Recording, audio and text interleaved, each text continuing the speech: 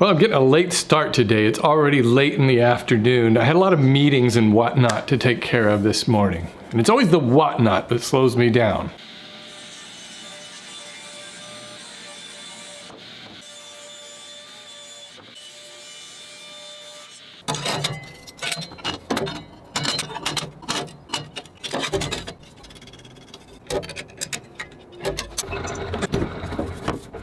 I want to take a moment to point out that setting up dado blades and getting a good fit is never as easy as I make it look on video. I always have to run tests. These are the 3 tests I just ran to see if I could get a good fit. This first one is my setup using all of the blades that equals 3/4 of an inch. But as we know, plywood is never 3/4 of an inch. Maybe sometimes it is, but I could never get 3/4 inch plywood. So that's way too loose. So I had to drop down one of the chippers to a thinner one, and then that one was just too tight. So, you know, it's like Goldilocks and the 3 bears. The third one was fine, and I have to just slide it in like that, and I've got a good fit. And it's just a matter of kind of playing with it and using these little shims that go in between those chippers. So anyways, I just thought I would point that out because I have a feeling if you're new to using stack of dado blades, you may be wondering, why is this taking me so long? Why am I never getting a good cut on these things? Well, you do have to run tests on them, unless of course you're really good and you like take careful notes of every type of plywood that you get and then somehow make up a chart on your dado stacks. You know exactly which blades to put in at which time for which plywood. But what's the fun in that, right? On the plus side, the adjustability of the dado stack is why I prefer to use it instead of a router to cut dados, because a router, you would have to use a smaller sized bit than your actual dado and then make a pass, move your fence back a little bit and make another pass. Unless you happen to have a router bit that is the exact same thickness as the material you're cutting.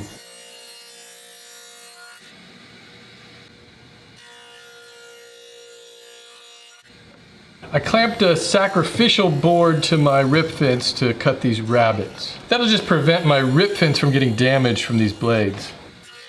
I've removed some of those dado blades to make a narrower cut so that I can use half inch plywood for the record dividers. And this should be super easy to assemble. Should never say that.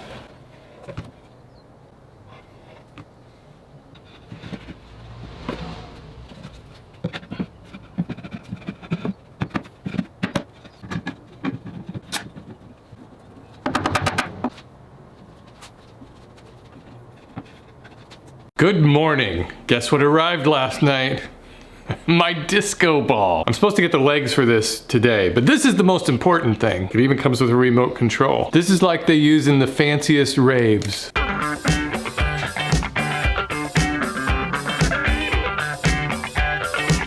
The best $16 I ever spent. I may just start using this in all of my videos. But you know what else is cool about Amazon? They make package delivery fun. It's like a game. It's sort of like Where's Waldo? A lot of times they'll take it and put it right up here at the top of the stairs.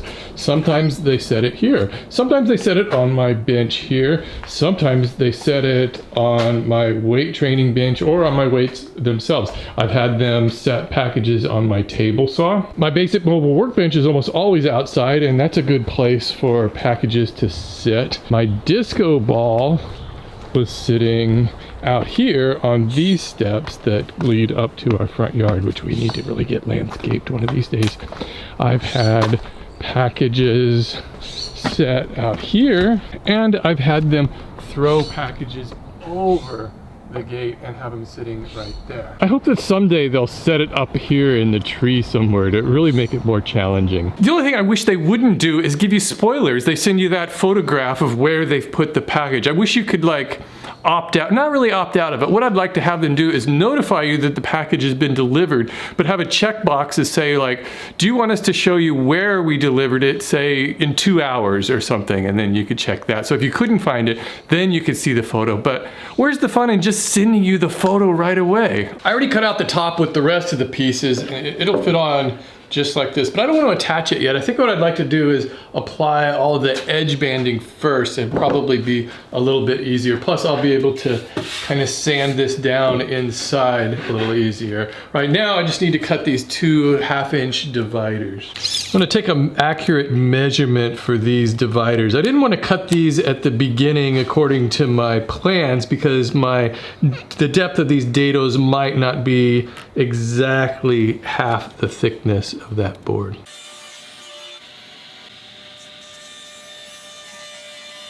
Sometimes when I have boards that need to slide into dados like that, I like to just put some glue on this lower part here so that when it slides in, that glue just kind of spreads to the top. Otherwise, it all seems to ooze out. This will still ooze out, but not as bad.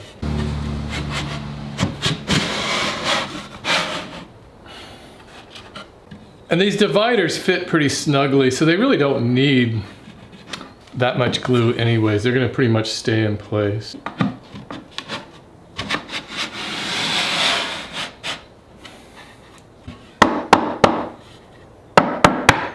I don't think there's any need to clamp that together. Okay, well that's drying. I want to show you how to apply this iron-on edge banding. If you haven't done it before, this is made out of real wood and it's made to really match the type of plywood you have, or at least come pretty close so that it looks like a solid board when you're done with it. And I've never had any problem with this stuff coming back up or delaminating once it's on there. It holds really well. So I brought my vise over here so I can keep this upright.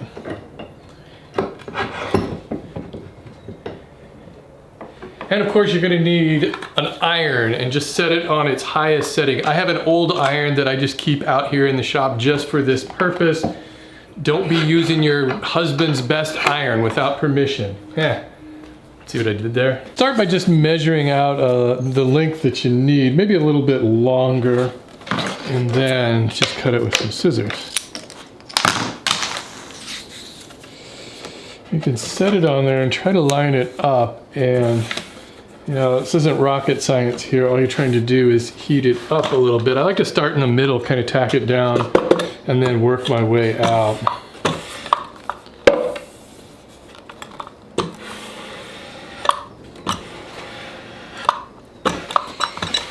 The only thing you kind of have to be careful with is I don't like to hold the iron in any one place too long because it can kind of scorch that wood. And just be careful that when it gets hot, it can slide around too. So you want to make sure that you've got this overhang. This edge banding is wider than the plywood so that there's some room for some wiggle room. All right, and once I've got it on there, I like to press it down. I just use a dowel to kind of really press it into place.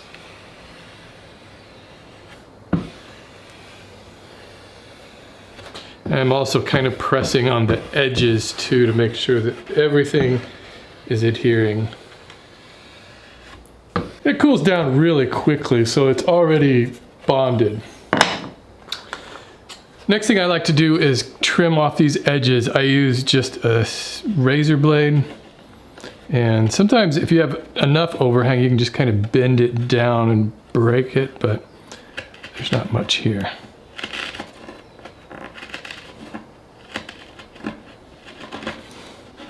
That. Now you just need a way to trim this down so that it's flush with the faces. And you can use just a razor blade and just try to keep it flat with the surface of the board, and that will work just fine. Another thing you can do is get a special tool for it. This thing is called the Bandit Edge Trimmer, and all it has is a couple of razor blades on there, but it just kind of helps you square this up here, and it definitely speeds up the process.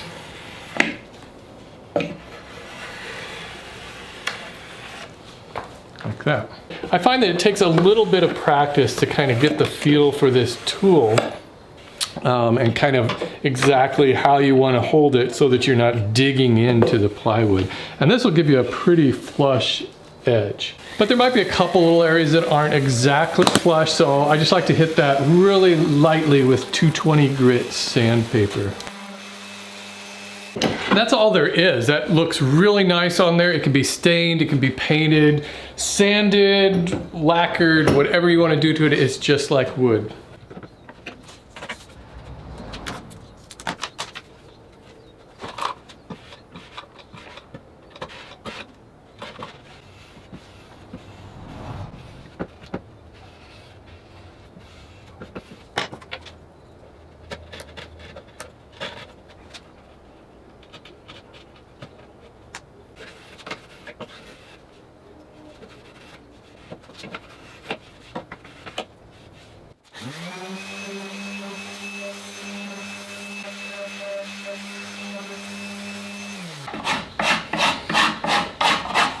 Well, it's definitely not a speedy process applying this iron-on edge banding. It definitely takes some time to get everything cut right and to sand it all down, get it nice and flush with the faces. But I think it looks great. And I'm not going to do the back of this cabinet. I'm only doing the front because the back is going to have a back attached to it. Plus that side's going to be against the wall. I've been giving this some consideration how I want to attach this top. I could just screw it in place, or I could use some dowels in there. I think what I'm going to do is I'm going to glue it on first. That glue won't be in particularly tight bond since it's on this edge grain, although the edge grain of plywood is pretty strong. But I think what I'll do is glue it in place, and then once it's dry, then I can put the dowels in. They're probably mostly going to be decorative dowels, but they'll give it a little extra strength too. Do you ever just obsess over dried glue? It's just, I can't help myself. All of a sudden there's a little bit of dried glue on the end of this bottle and I just got to pick at it. And I can't stop until it's completely out of there. There, I got it. So I'm going to apply the glue very sparingly, I guess is the word. And another thing I gave some thought to was finishing this. And you know, this is also one of those projects where, yeah, it would probably be best to finish all of these inside pieces first, but then you've got the problem of gluing it together. I don't know. I think what I'm going to do is I'll probably stain this and then I'll use a spray lacquer. It's not that big of a project, so I can use a can of spray lacquer on this, and I should be able to fit it, you know, inside of here. All right. But you know, it's always a good idea to start thinking about your finish while you're building the project and kind of figuring out if there's going to be parts of it you should pre-finish or not. I was even considering that for this top too, is just finishing the entire top and then, you know, attaching it. But again, then I would have lacquer on there, which isn't going to bond well, and I don't know. Just one of those things that you could struggle with. So I designed this so it has a real small lip around all of the sides. It's got about a 1/4 inch, less than a 1/4 inch, I think. No, I think it is a 1/4 inch overhang. I just think that makes it look a little bit nicer than if it was completely square box. The back has a little bit bigger overhang because I'm going to be putting in an 1/8 inch plywood panel back here. I find that a lot of times I can line up and center this kind of thing better just by feel rather than looking at it or trying to measure it.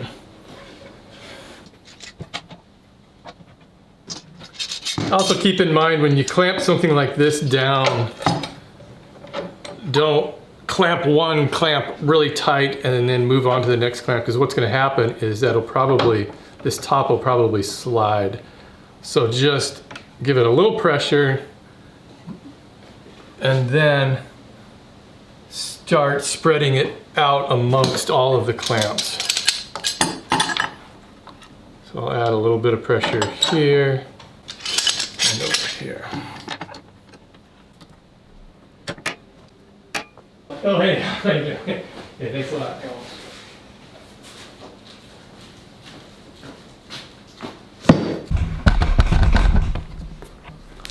Hey, look what just showed up. I think that's the leg.